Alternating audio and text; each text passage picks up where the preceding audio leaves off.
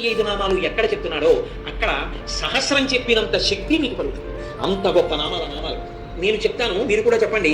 సింహాసనేషి, లలిత, మహారాజ్ఞి, వరాంకుశ, చాపిని, త్రిపురా చైవ, మహాత్రిపుర సుందరి, సుందరీ చక్రనాథ చ,